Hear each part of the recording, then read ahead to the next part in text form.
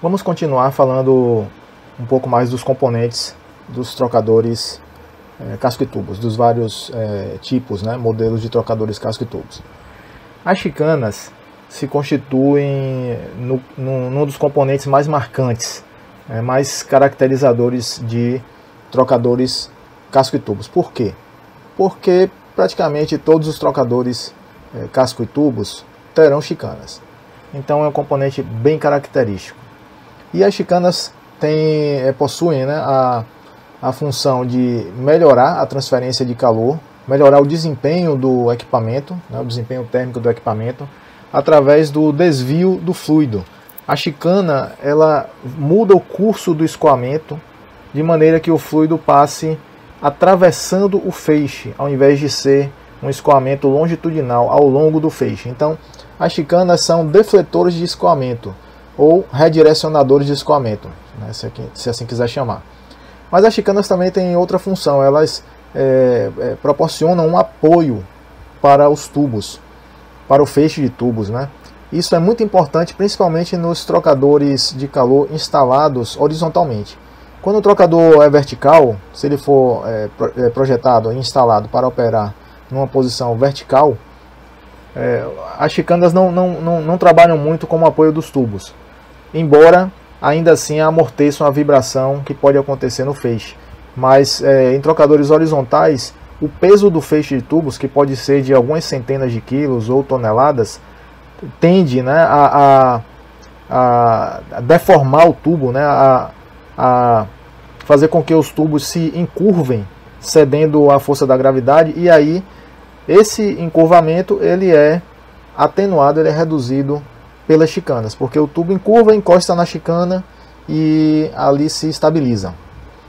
O tipo mais comum de chicana é a chicana fracionada, são chicanas cortadas, que nada mais são do que um disco perfurado.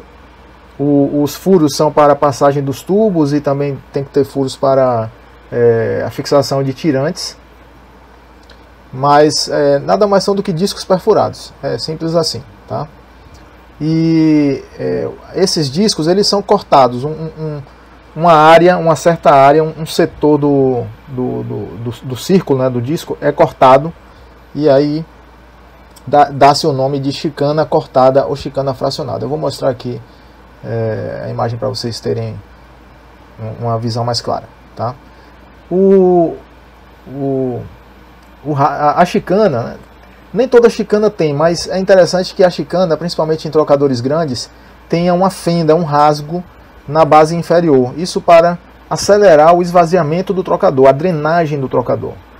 As chicanas elas não ficam vedadas contra o casco. Existe sempre uma passagem periférica no entorno da chicana, uma passagem, um vão livre entre a chicana e o casco, mas a confecção de um chanfro, de uma fenda na chicana, facilita a passagem do fluido durante a drenagem do equipamento. Então pode acelerar bastante a drenagem se o trocador tiver esse chanfro na chicana. Nem toda chicana é feita com chanfro, tá certo? Já vi chicana sem chanfro, em trocadores pequenos principalmente. A espessura da chicana ela é estabelecida pela norma TEMA. Existem alguns critérios que vão impactar na espessura dessa chicana, tá? Então é importante, se for projetar o trocador conforme a norma TEMA, em conformidade com ela, é interessante verificar as especificações estabelecidas na norma. Aqui nós temos as chicanas, essa figura aqui do trocador cortado, o trocador aberto. Aqui nós temos as chicanas, estão vendo? São discos com uma parte removida. E esses discos cortados, as chicanas, são instaladas de maneira alternada no trocador. Veja que nessa chicana aqui, o corte foi feito embaixo, tomando como referência aqui a orientação da figura. Então aqui embaixo. Já na chicana subsequente, o corte foi feito em cima. Aqui o corte embaixo, e aí vai. Esses cortes alternados criam a passagem para o fluido, essa área livre aqui embaixo, essa área livre aqui em cima. O fluido passa entre a chicana e faz a curva nessa área livre. Essa área livre aqui é comumente chamada de janela da chicana, tá? É a passagem do fluido, né? Então é a janela. Aqui nós temos a janela dessa chicana, a janela dessa aqui, a janela dessa e a janela dessa aqui. Ok? Então as chicanas fracionadas ou cortadas ou fracionárias, também se quiser chamar, são essas aqui. Existem outros tipos de chicana, existem chicanas toroidais e discoides. São usadas em trocadores que vão operar com serviços que têm uma limitação maior de perda de carga. Porém, de longe, assim, a chicana mais comumente usada é a chicana fracionada, tá? Tirantes. Falei agora há pouco dos tirantes, que as chicanas também possuem perfurações para os tirantes, não só para os tubos. E os tirantes são barras, né? São barras metálicas de seção circular, geralmente. Podem ser barras maciças ou barras ocas. Vou voltar aqui pronto. Aqui nessa figura, ó, nós temos chicana aqui desse lado, chicana aqui desse lado. Ó, tá vendo aqui? Isso que parece um tubo aqui dentro, ó, é um tirante, tá? Pode ser um tirante maciço ou pode ser um tirante oco. E o tirante pode ser liso ou até rosqueado, para que a fixação da chicana seja por meio de porca e contra-porca aqui, tá? Se for o caso, né? Aqui nesse caso tem o espaçador, então a fixação da chicana não é por meio de porca e contra-porca. É o espaçador que vai determinar a distância entre duas chicanas consecutivas, certo? O espaçador é um tubo, né, que obviamente tem que ter um diâmetro interno maior do que o tirante, tá? Então o tirante vai por dentro, o tubo do espaçador vai por fora, e aí aqui, nesse digamos que essa seja a última chicana aqui teria uma porca que vai pressionar todo o conjunto de chicanas. E aí, ao pressionar, o espaçador é que vai limitar o movimento dessa chicana aqui, de uma contra a outra, vai limitar a aproximação. Por isso que o nome é espaçador. O espaçador é a peça que vai determinar o espaçamento entre as chicanas, certo? Vou voltar aqui na figura do trocador para a gente ver o tirante. Olha aqui os componentes que já são até conhecidos nossos. Aqui nós temos o espelho, tá vendo? Ó, esse disco bem grande aqui, grosso, 1 polegada ou mais, né? E aí, veja aqui, ó, esse tubinho aqui, pela imagem dá para perceber que tem um tubo, parece que tem um tubo por fora e um outro tubo por dentro, uma barrinha, né? Porém, aqui não é um tubo, é um tirante. Então nós temos o tirante aqui, ó, e o espaçador por fora. O tirante vem até aqui, tá vendo? Ó? E quando chega aqui tem uma porca. Essa porca aqui, quando a gente aperta ela, o ato do aperto vai pressionar todo o conjunto das chicanas. No caso aqui são 3 chicanas e tem o espaçador aqui no meio. Então quando a gente apertar aqui o parafuso, no próprio tirante, né, o tirante tem a ponta rosqueada como um parafuso, a gente vai apertar aqui, ó, e a chicana vai ficar pressionada contra o espaçador, e aqui também. Então quando está tudo montadinho, a distância entre as chicanas é mantida pelo espaçador. Repare que para cada chicana tem que ter, né, pelo menos 3, por questão de estabilidade, né, que vai evitar ou reduzir vibração causada pela fluidodinâmica, né, pela turbulência. É interessante que é recomendado que exista pelo menos 3 ou até mais tirantes por cada chicana, tá? Então aqui só está mostrado um, mas pelo menos 3 pontos de apoio deve-se ter, ou mais até, para estabilizar a chicana. Ok? Vamos em frente aqui. Chapa de impacto, ou quebra-jato, ou corta-jato. Algumas pessoas também denominam de corta-jato.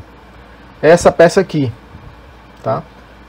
Aqui nós temos aqui uma foto real, né, de um trocador operacional, e foi, né, aberto para limpeza. Veja que a situação está bem, né, não tá muito boa aqui. Olha a incrustação que foi formada.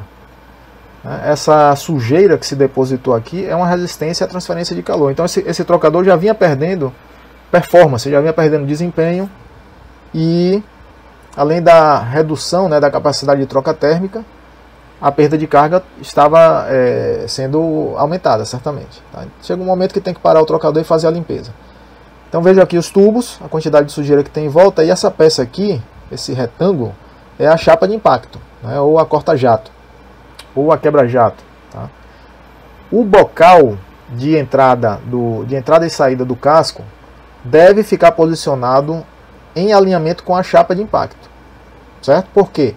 Porque o fluido, ao entrar ou sair do bocal, será amortecido, a energia cinética dele será amortecida contra a chapa de impacto, ao invés de ser contra o feixe de tubos. Imagine que o fluido pode ter contaminantes, pode ter partículas sólidas, pode ter abrasivos, e um jato muito forte contra o feixe não vai demorar muito, irá erodi-lo, né? vai causar erosão. E aí a chapa de impacto, né, uma peça mais pesada, mais robusta, uma simples chapa de aço, vai receber esse impacto e será erodida em sacrifício, né? É mais interessante que seja destruída a chapa de impacto do que destruído o feixe de tubos, porque se furar um tubo desse, já vai haver contaminação de um fluido para o outro, e aí essa contaminação vai levar à parada do trocador. Tá? Então essa aqui é a chapa de impacto. Normalmente ela fica presa sobre os tirantes, tá? Fica presa contra os tirantes, né? Pode ser soldada nos tirantes. Aqui, talvez dê para ver aqui na foto, ó. Aqui nós temos um tirante, aqui outro, ó. Tá vendo? E aqui outro. O diâmetro do tirante é um pouquinho diferente do diâmetro do tubo, por isso que é possível identificar aqui. Então nós temos aqui a chapa de impacto apoiada em 3 tirantes. Tá? 1, 2, 3. Estão vendo? Então,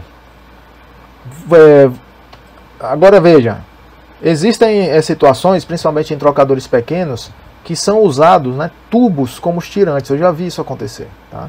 Então, nesse caso, esses tubos que estão cumprindo a função de tirantes podem ser o apoio da chapa de impacto, tá certo? Mas o geral, o normal é que tirantes mesmo, tirantes reais, não tubos, sejam o apoio da chapa de impacto.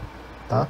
Vamos voltar para aquela foto lá do trocador para vocês verem onde está a chapa de impacto. Está vendo aqui, ó? Chapa de impacto aqui, ó. Olha só. Bocal do casco, tá? Tirante aqui. Olha aqui a chapa de impacto. Ou a corta-jato, né? Ou a quebra-jato, tá bem aqui. Ok? Aqui na saída no bocal aqui, quer dizer, de entrada ou de saída, deve ter também uma chapa de impacto. Certo? Na entrada o problema é mais crítico, mas na saída a erosão também pode acontecer devido à convergência do escoamento para sair para se conduzir ao bocal de saída. Certo?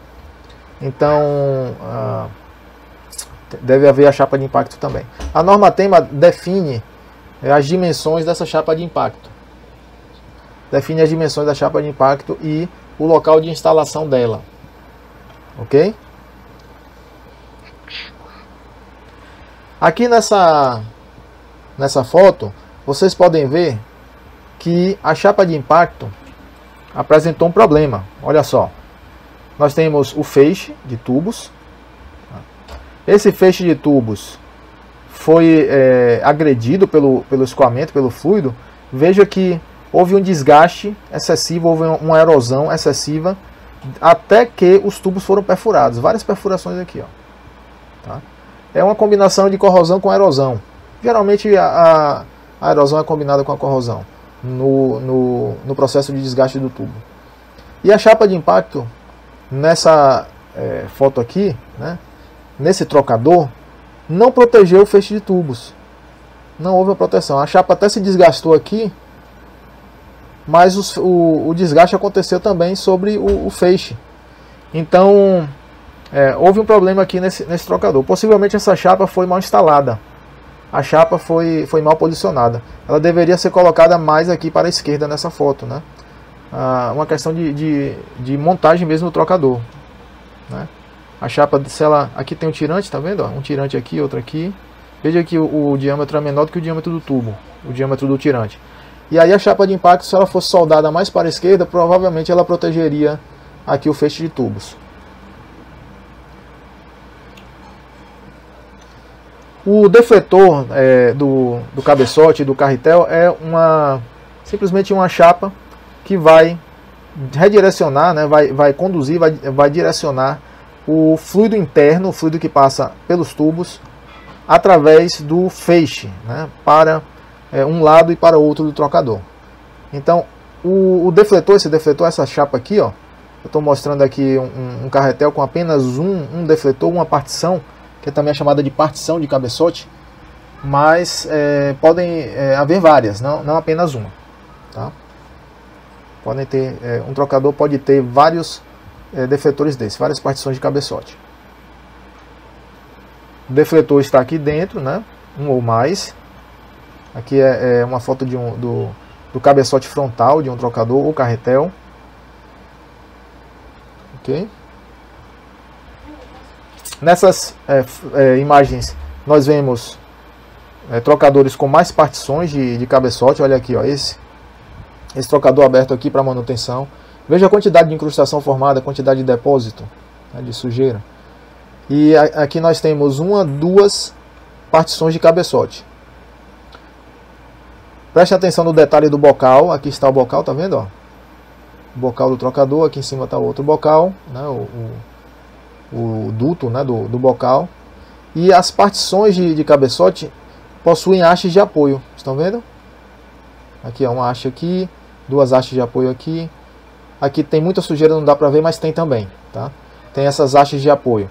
E as hastes de apoio mantêm a integridade da partição de cabeçote. Né? Evita que o impacto do fluido que entra aqui no bocal, o impacto deforme a partição de cabeçote.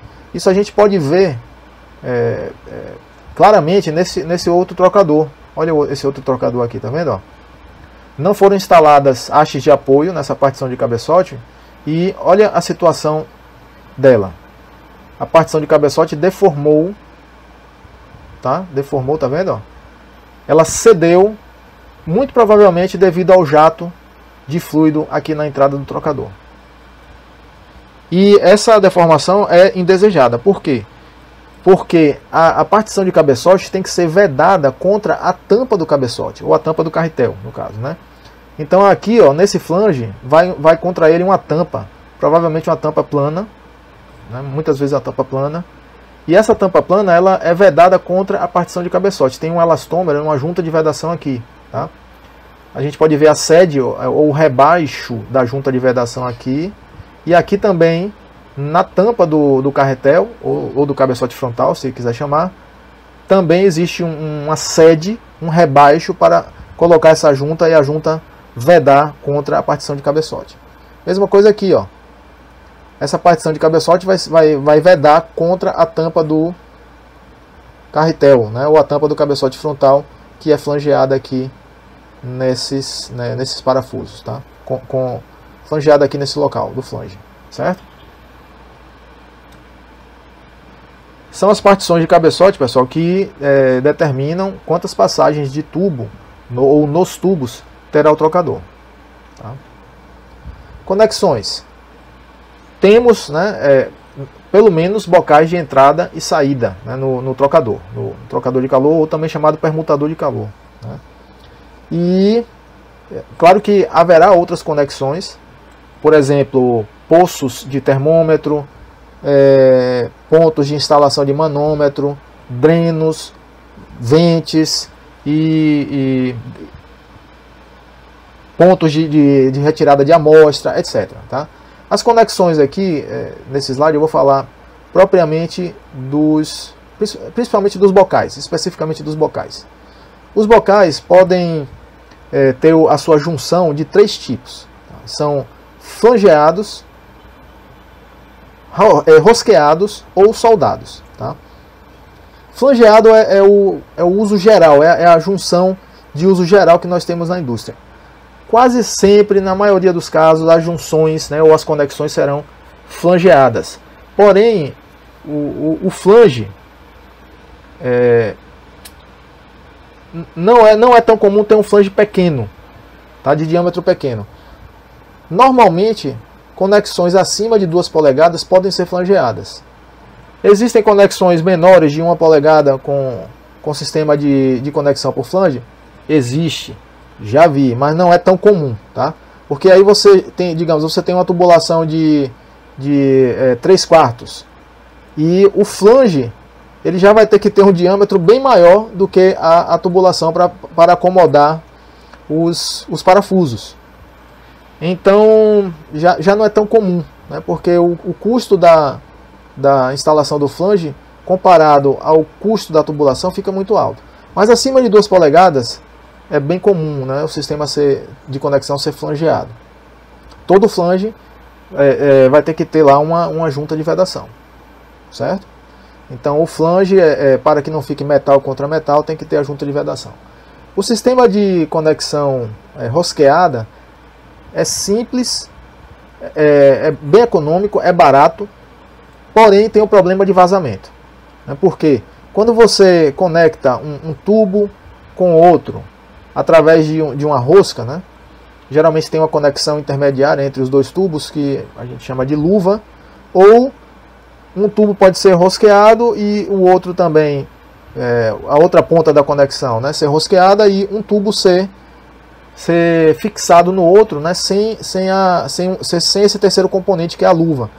Porém, a própria rosca, né, como é um caminho em espiral em volta na periferia do tubo, ela se constitui um ponto de vazamento, porque o fluido pode seguir, ele pode se infiltrar por esse caminho, né, espiral, e vazar através da rosca. Então, tubulações, equipamentos com pressões altas, não é interessante que se utilizem, né, de um sistema de junção por rosca, né, rosqueado. A pressão aqui moderada, né, considerada de 10 kg força, né, por centímetro cúbico, e fluidos que não sejam letais, muito tóxicos, né, ou fatais em caso de vazamento. Nessas condições pode-se até utilizar um sistema rosqueado, né, um sistema de conexão rosqueada. Não é comum na indústria, tá? Não é. Muito mais comum o flange, né, o sistema flangeado. Muito bem. Por último, as soldas. A conexão por solda, pessoal, também é usada, porém tem um inconveniente muito grande na manutenção. Tá? A solda é muito segura, você fixa, né, digamos, um bocal no outro, ou faz a junção de um bocal com a tubulação por solda. Se a solda for bem feita e for inspecionada devidamente, né, e periodicamente, muito dificilmente vai vazar. Então a solda é bastante segura. Porém, se for efetuar a manutenção, é necessário também fazer o corte com o maçarico, ou então serrar mesmo a peça, serrar o tubo, serrar o bocal. E aí já fica uma manutenção bem mais cara, né? Até para reinstalar o equipamento fica mais caro também. Porém, a solda é a opção de escolha quando estamos lidando com fluidos muito tóxicos, que não pode vazar de forma alguma, ou até no caso das pressões extremamente altas. Aqui eu estou dando uma referência, mas essa referência do que é pressão muito alta ou baixa vai depender aí da indústria, né, da cultura corporativa na indústria. A própria indústria pode fixar os seus padrões, mas 100 kg força por centímetro quadrado já é uma pressão assim um tanto alta. Numa pressão como essa, a solda se torna uma opção, tá ok? Então o trocador normalmente ele terá conexões flangeadas. Normalmente, 99,9% dos casos, certo? A posição dos bocais, né? Os bocais e as partições de cabeçote vão determinar como o fluido interno e o fluido externo, né, o fluido dos tubos e o fluido do casco, circula no trocador de calor. Então, por exemplo, lá no casco tipo E, que é aquele casco mais comum, uma passagem só de fluido, nesse caso os bocais são opostos.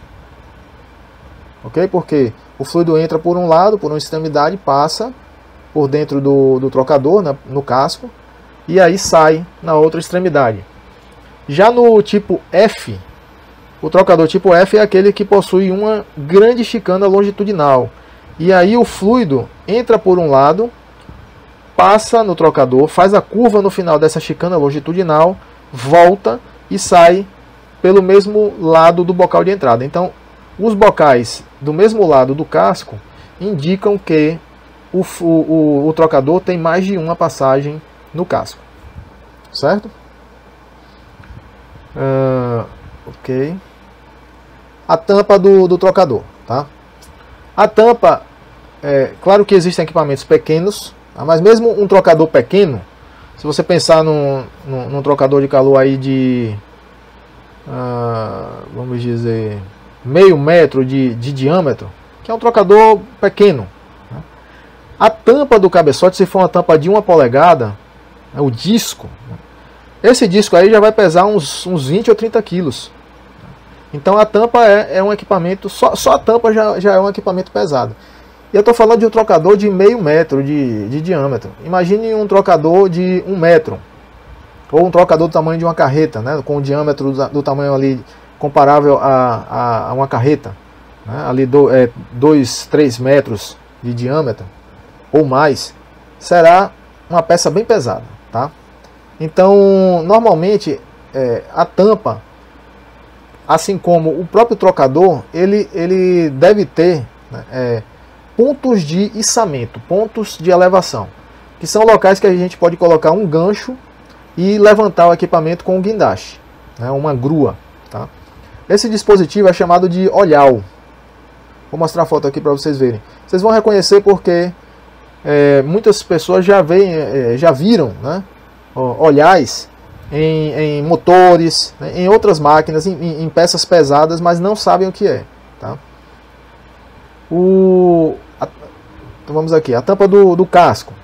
A tampa do casco é uma peça, né, de fundo curvo, ela é encurvada, se no caso, né, o casco for de cabeçote flutuante, né, se tiver um cabeçote flutuante dentro, garantidamente essa peça será encurvada. Porém, vamos lembrar que, de acordo com aquela tabela, né, de tipos de cabeçote frontal, casco e cabeçote posterior da tema, a tampa do casco também pode ser uma chapa plana, tá? Então pode ser curva, mas também pode ser uma chapa plana. A tampa do cabeçote, se for flutuante, né, ou não, pode ser curva ou plana também, mas geralmente será curva se o cabeçote for flutuante, certo? Então essa tampa do cabeçote proporciona o ponto de retorno do fluido dos tubos. É na tampa do cabeçote, com as suas várias partições de cabeçote, é nela que o fluido irá fazer o retorno e, né, iniciar uma nova passagem por dentro do feixe, certo? A tampa do carretel, que é o cabeçote frontal, geralmente é plana, tá? Pode ser encurvada também?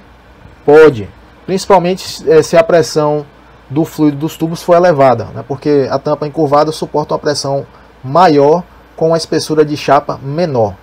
A tampa reta, ela precisa de uma espessura de chapa maior para suportar uma pressão grande, ok? Então, reta que eu digo é plana, né? A tampa plana, ela precisa de uma espessura de chapa maior para suportar uma pressão grande. Assim sendo, aqui o olhar, eu vou falar aqui do olhar, olha aqui, ó. Vejam aqui o olhar. Então,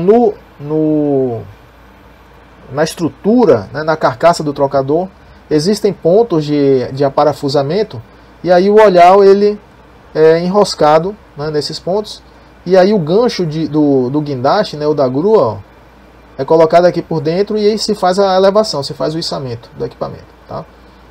Aqui são olhares parafusados, mas o olhar ele pode ser soldado já, ele já é soldado no trocador. Então a pessoa pega lá, o construtor, né, quem está manufaturando o trocador, pega lá um aro, né, ou uma peça, né, em formato de U, parecido com essa aqui, ó, e já solda direto na tampa, na carcaça do trocador, em alguns pontos.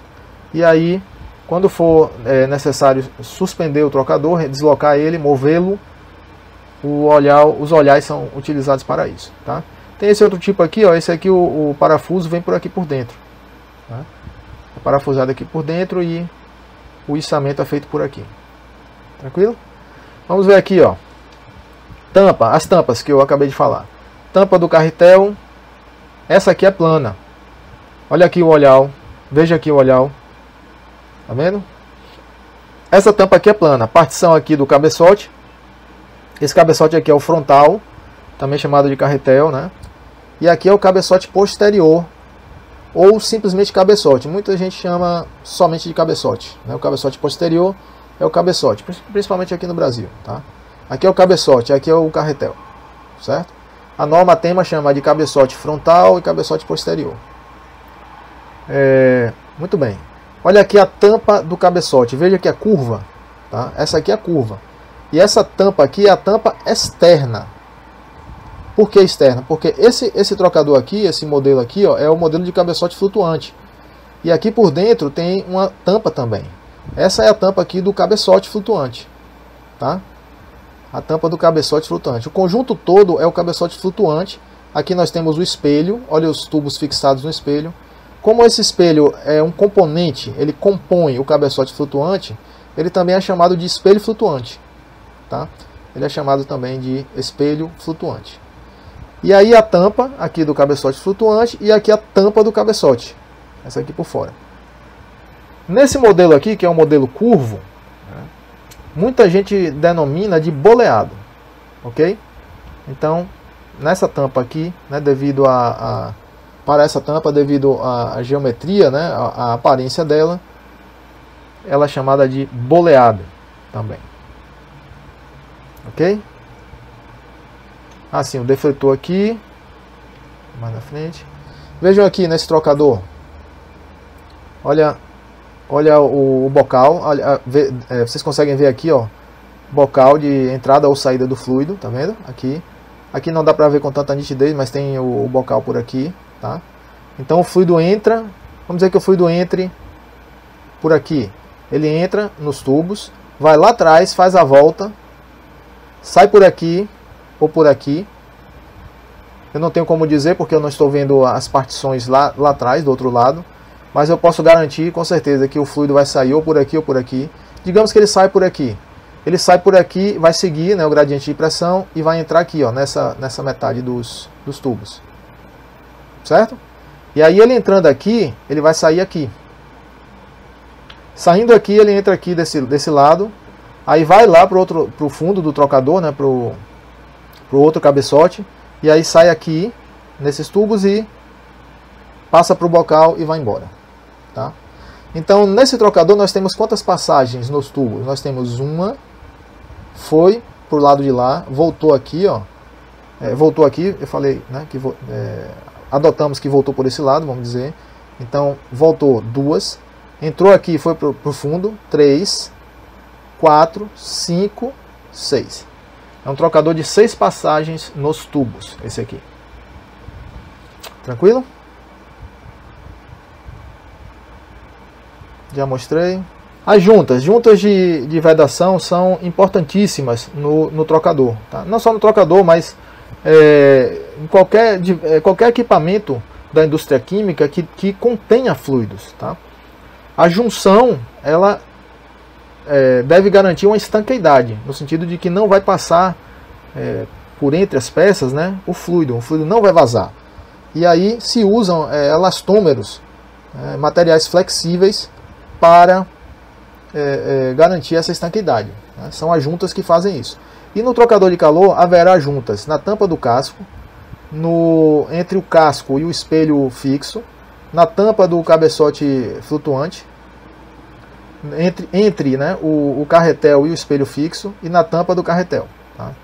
Então entre o cabeçote frontal e o espelho fixo, e a tampa do cabeçote frontal. Pelo menos nesses locais, tá, pessoal? Aqui no mínimo.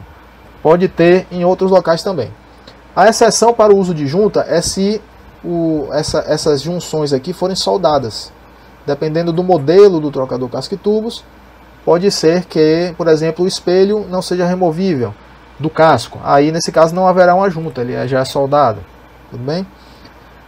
Nessa foto aqui, ó, vocês podem ver a imagem, né, de uma junta com problema. Tá vendo? Talvez vocês percebam aqui a descontinuidade da junta. Isso aqui é a junta. Tá? Olha como ela está falhada aqui. Já está fragmentada, né? Está rompida. Então é um ponto de vazamento. Aqui nós temos um ponto de vazamento. Uma tampa, nessa ilustração nós vemos aqui a tampa.